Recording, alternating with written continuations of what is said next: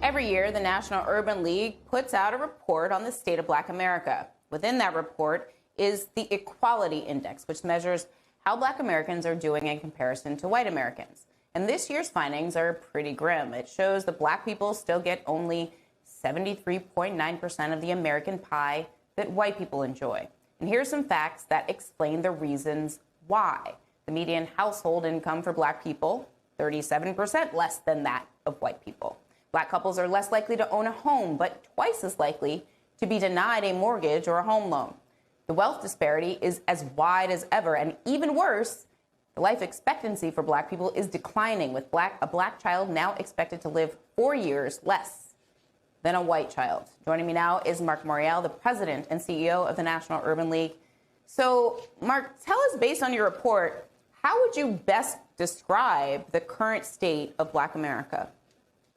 I think our social and economic conditions are frozen in a sort of suspended animation, Zerlina, meaning the comparative position of Blacks versus whites when it comes to jobs and housing and life expectancy and healthcare remains a wide gap, a gap that hasn't changed for multiple decades. Now, you always have to qualify it because of the Black people serving as a bit of a caboose on the American train, meaning when the train speeds, the condition and position of Black people may improve. For example, the high school graduation rate for Black people is higher today than it was 30 years ago, but it's also higher for white Americans. The gap hasn't narrowed as much for things like joblessness and home ownership. Some things have widened, home ownership being one of them. So all in all, in this report, we mean to say to people that this work to close these racial gaps is still necessary, and that America has to reckon with the fact that these gaps have not materially changed. We also, in this report, focus on democracy and voting rights. So the report paints a picture based on fact, not based on opinion. Yet we just report what the numbers say, and that's what this report says. One of the things the report highlights is that this really isn't a matter of individual decision-making or individual choices.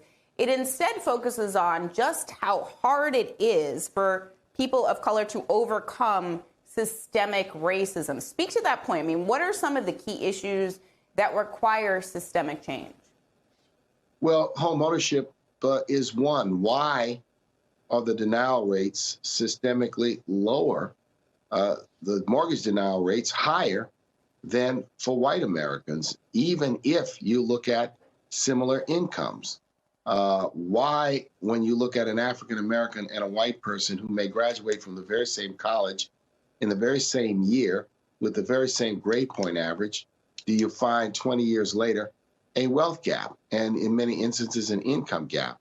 This is the frustration of progress, the frustration of trying to get ahead. There are always going to be people we can point to who shatter glass ceilings, overcome the great difficulties. But what we're talking about here is broader issues, and that is the overall community. So this is a call to action to continue to do the work that is necessary in the face of a backlash against voting rights and democracy in this country. And the report emphasizes that as the most paramount issue, not only facing the nation, but facing Black Americans. There's absolutely an assault, a campaign, an effort from the far right and bad actors to undermine and destroy democracy.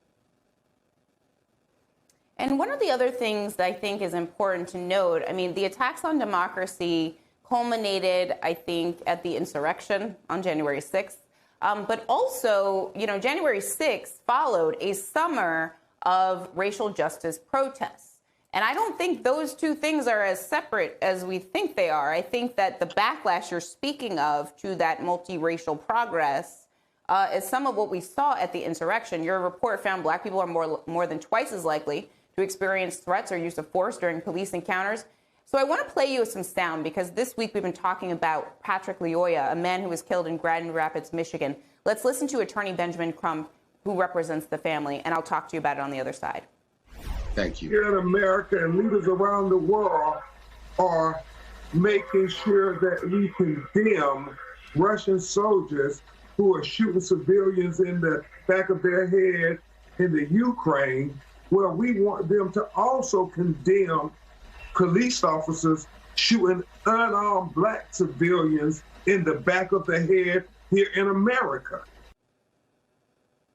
So look, that's incredibly blunt, but I think that as we talked about at the top of the show, protecting democracy in Ukraine, we have to talk about protecting democracy, as you said, here in the United States. And that includes democracy with black people a part of that. I mean, do you think the administration recognizes the connection here? Because, you know, black people deserve freedom and liberty and democracy, just like the folks over in Ukraine.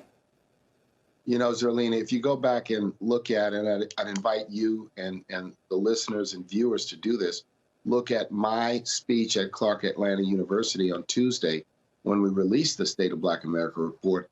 I said as much as the same thing as Ben Crump said.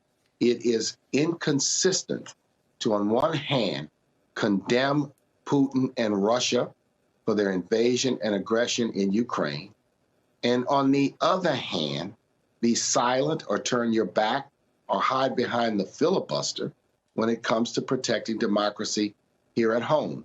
And we have to call out the inconsistency. And I encourage the administration and the president to strengthen the narrative that the fight against Russia in Ukraine is not an isolated battle. It's part of a broader, if you will, effort by right-wing bad actors here in the United States and Vladimir Putin to destroy what we know as democracy, representative democracy with universal suffrage.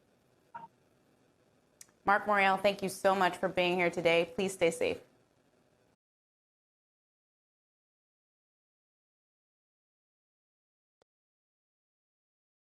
Hi, I'm Zerlina Maxwell. Thanks for checking out our channel on YouTube. You can see more from Zerlina by clicking any of the videos on this screen, and make sure you subscribe below to stay up to date on the day's biggest stories. Thanks for watching.